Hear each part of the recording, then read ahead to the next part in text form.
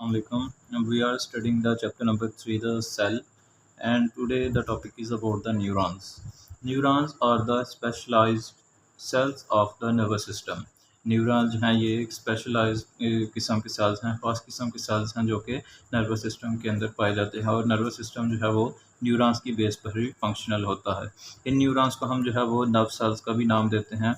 Nerve cell को हम जो है वो न्यूरॉन्स कहते हैं या न्यूरॉन्स को हम नर्व सेल्स कहते हैं। दोनों एक ही जो है वो चीज़ के दो नाम हैं।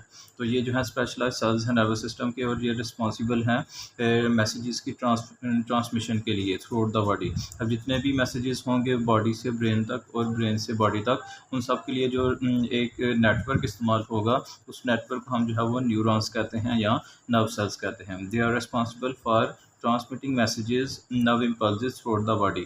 अब ये जो मैसेज न्यूरॉन्स ट्रांसफ़र कर रहे हैं, इस मैसेज को हम नर्व इम्पल्स का नाम देते हैं। नर्व इम्पल्स का मतलब है मैसेजिंग करना, पैगाम पहुंचाना। To perform this function they have a unique structure, और इस फंक्शन के लिए कि जिससे वो ब्रेन से बॉडी और बॉडी से ब्रेन तक जो है वो मैसेजेस को ट्रांसफ़र कर सकें, उसके लिए न्यूरॉन्स के जो हैं वो स्पेशलाइज स्ट्रक्चर्स होते हैं, जिनमें आप इसका डायग्राम में देख सकते हैं कि जो न्यूरॉन है उसके जो है वो तीन पार्ट्स हैं। एक डेंड्राइट्स है, एक सेल बॉडी है और दूसरा axon. A neuron consist of a cell body and two types of the cytoplasmic extension. तो ये बताया गया है कि जो न्यूरॉन है उसके अंदर जो है वो एक सेल बॉडी पाई जाती है, जिस तरह आम सेल के अंदर जो है आम जो सेल होता है उसकी तरह एक न्यूरॉन के अंदर भी सेल बॉडी पाई जाती है। उसके अलावा इसके अंदर जो है वो कुछ आउटग्रोथ्स भी हैं जिनको हम जो है वो एक डेंड्राइट्स कहते हैं और दूसरा एक्सॉन्स कहते हैं। अब इन डेंड्राइट्स और एक्सॉन्स का फंक्शन क्या है कि ये जो डेंड्राइट्स हैं ये शॉर्टर एक्सटेंशन हैं, शॉर्टर आउटग्रोथ्स हैं, और ये नर्व इम्पल्स रिसीव करती हैं और इनके ट्रांसफ़र कर देती हैं सेल बॉडी की तरफ। मतलब कि जो डेंड्राइट्स हैं वो नर्व इम्पल्स को रिसीव करेंगी और रिसीव करने के बाद जो है उसको सेल को जो है वो ट्रांसफ़र कर देंगी। उसके बाद जो एक्सॉन्स हैं, एक्सॉन्स और तो लार्जर एक्सटेंशंस। एक्सॉन्स आपको जो जैसा कि ये एक लंबा एक्सॉन जो है वो उसकी जो लेंथ है वो बहुत ज़्यादा आपको जो है वो नज़र आ रही है, और ये एक लार्जर साइज स्ट्रक्चर है जिसको हम जो है वो एक्सॉन कहते हैं। और ये क्या करता है, नर्व इम्पल्स को away from the cell body लेकर जाता है। मतलब जो डेंड्राइट्स हैं वो शॉर्टर हैं, स्मॉलर इन लेंथ हैं और मल्टीपल हैं, और ये क्या करती हैं कि मैसेजेस को सेल बॉडी की तरफ लेकर जाती हैं, जबकि सेल बॉडी में वो मैसेज जो है वो प्रोसेस्ड होने के बाद जो वो मैसेज है वो लार्जर एक्सटेंशन, लार्जर आउटग्रोथ के ज़रिए जो है वो, जिसको हम एक्सॉन्स कहते हैं, वहाँ से away from the cell body चला जाता है। तो ये एक जो है वो छोटा सा इम्पोर्टेंट टॉपिक है जिसमें न्यूरॉन की डेफिनेशन पूछी जा सकती है, डेंड्राइट्स क्या हैं इसका डिफरेंस पूछा जा सकता है, और एक्सॉन्स का डिफरेंस जो है वो डेंड्राइट्स और एक्सॉन्स का डिफरेंस पूछा जा सकता है। तो उसके अलावा नेक्स्ट जो टॉपिक है वो है red blood sales. Red blood cells का जो दूसरा नाम है ये है एरिथ्रोसाइट्स। एरिथ्रोसाइट्स को हम जो है वो रेड ब्लड सेल भी कहते हैं। और रेड ब्लड सेल्स का फंक्शन आपको पता है कि इनका जो मेन फंक्शन है वो बॉडी के अंदर ऑक्सीजन को कैरी करना है और सेल्स तक जो है वो रिक्वायर्ड अमाउंट ऑफ ऑक्सीजन को पहुंचाना है। These blood cells are specialised to carry the oxygen from the lungs to the body tissues. तो इनका रेड ब्लड सेल्स का फंक्शन जो है कि ये लंग्स से ऑक्सीजन लेती हैं और उस ऑक्सीजन को जो है वो जितने हमारी बॉडी के सेल्स हैं उन वहाँ तक जो है वो पहुँचकर उन सेल्स को ऑक्सीजन पहुँचाती हैं। अब इसके स्ट्रक्चर की थोड़ी सी बात की गई है कि they are the biconcave disc shape cells. Biconcave का मतलब है कि जो दोनों तरफ से जिनकी जो कॉर्नर्स हैं वो बाहर की तरफ निकले हों, इस तरफ। ये एक जो है ये आपको बाइकनकेव स्ट्रक्चर नज़र आ रहा है। तो ये बाइकनकेव डिस्क शेप जो है वो सेल्स हैं। This shape provides the more surface area to absorb and release oxygen. और इस शेप का इन्हें फ़ायदा ये है कि इससे जो है वो लार्जर सरफेस एरिया मिल जाता है, ज़्यादा से ज़्यादा कैपेसिटी इनके अंदर पैदा हो जाती है कि वो ऑक्सीजन को लंग से अब्जॉर्ब भी कर सकें और उस ऑक्सीजन को सेल्स तक रिलीज़ भी कर सकें।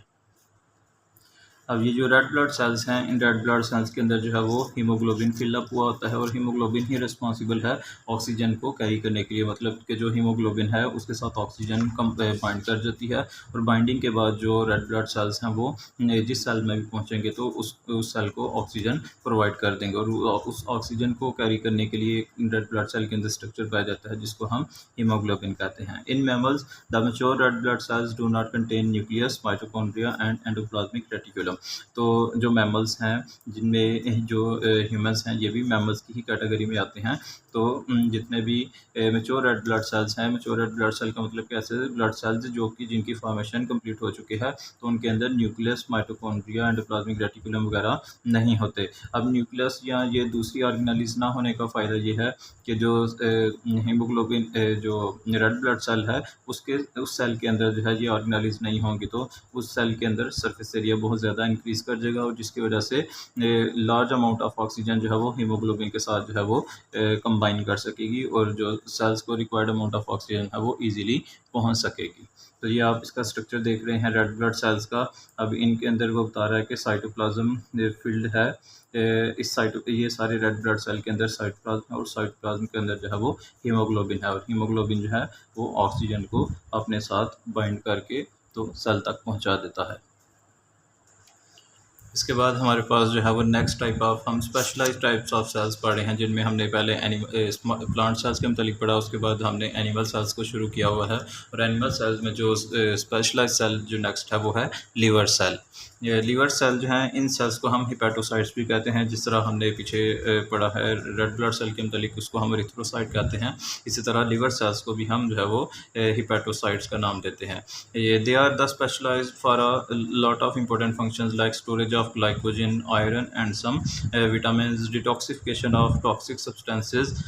अब इसके ये हम थोड़े से फंक्शंस पढ़े हैं, ये इसकी हेडिंग आप लगा सकते हैं फंक्शंस की, के जो लीवर सेल्स हैं ये स्पेशलाइज्ड हैं ग्लाइकोजन को स्टोर करने के लिए। ग्लाइकोजन जो है वो उस ग्लाइकोजन का मतलब है स्टोर्ड फॉर्म ऑफ ग्लूकोज, उसको हम जो है वो ग्लाइकोजन कहते हैं। उसके अलावा आयरन जो है उसको स्टोर करने की कैपेसिटी है।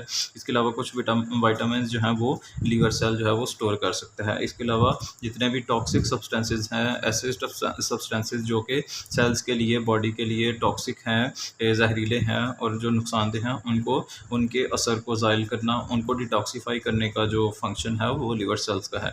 उसके अलावा production of the clotting proteins of the blood. अब ब्लड के अंदर कुछ जो है वो प्रोटीन्स भी पाई जाती हैं जिनको हम ब्लड प्रोटीन्स भी कहते हैं, और इनका नाम है फिब्रिनोजिन। फिब्रिनोजिन जो है इनको हम कहते हैं ब्लड क्लॉटिंग प्रोटीन्स, और ये ब्लड क्लॉटिंग प्रोटीन्स जो है वो लिवर सेल प्रोड्यूस करता है। और इसके अलावा जो है वो जितने भी ओल्ड रेड ब्लड सेल्स हैं जो फंक्शनल रेड ब्लड सेल नहीं होते, या जो जिन रेड ब्लड सेल्स की डेथ हो चुकी होती है, तो उनको रिसाइकल जो है वो लिवर सेल करता है। उसके अलावा इसमें बताया गया है कि जो लिवर सेल्स हैं उनके अंदर प्रोमिनेंट न्यूक्लियाई होते हैं, जिससे जो है वो उनकी जो एक्टिविटीज़ हैं इंजाइम्स को बनाने के लिए या दूसरे प्रोटीन्स को बनाने के लिए वो बहुत ज़्यादा मैक्सिमाइज़ कर जाती हैं, बहुत ज़्यादा इन्हेंस कर जाती हैं। उसके अलावा जो है आप देख रहे हैं कि large number of mitochondria provides the necessary energy for the energy intensive process. और इस सारे प्रोसेस में जिसमें एंजाइम्स और प्रोटीन को बनाने का अमल जो है वो लीवर सेल परफॉर्म करता है, तो इस अमल को करने के लिए लीवर सेल को बहुत ज़्यादा एनर्जी चाहिए होती है, और वो एनर्जी जो है वो उसे एक ऑर्गेनली प्रोवाइड करती है जिसको हम माइटोकॉन्ड्रिया कहते हैं। और माइटोकॉन्ड्रिया जो है वो रेस्पिरेशन के ज़रिए जो है वो एनर्जी प्रोड्यूस कर रही होती है, और वो एनर्जी की जो फॉर्म है वो एटीपी कहलाती है। और एटीपी जो है वो फिर लिवर सेल इस्तेमाल करके तो इन फंक्शंस को परफॉर्म करता है। Expensive network of smooth endoplasmic reticulum helps for the extensive detoxification and lipid synthesis. तो जिस तरह हमने स्मूथ एंडोप्लाज्मिक रेटिकुलम का टॉपिक पढ़ा, तो उसमें हमने देखा कि जो स्मूथ एंडोप्लाज्मिक रेटिकुलम है वो लिपिड्स की फॉर्मेशन भी लिपिड्स की जो है वो फॉर्मेशन भी करता है, और बहुत से जो डिटॉक्सिफिकेशन भी करता है वेस्ट मटेरियल्स की, उनको मतलब उनकी जो है ब्रेक डाउन करता है, या उनका जो है वो इस फॉर्म में उनको तब्दील कर देता है कि जो सेल के लिए टॉक्सिक नहीं रहती।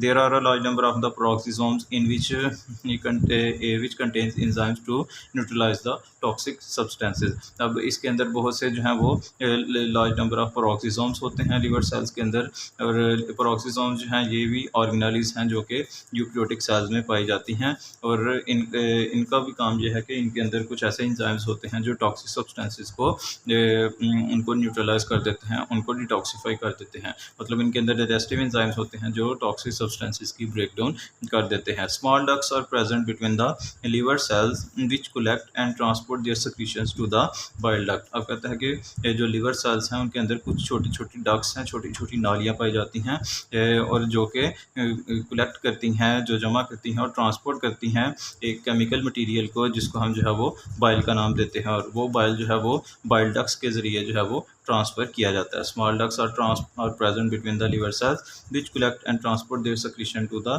Bile duct. तो कुछ जो डक्ट्स हैं लिवर सेल्स के दरमियान, वो बाइल को जो है वो कलेक्ट करती हैं और इनको ट्रांसपोर्ट करती हैं बाइल डक्ट्स तक।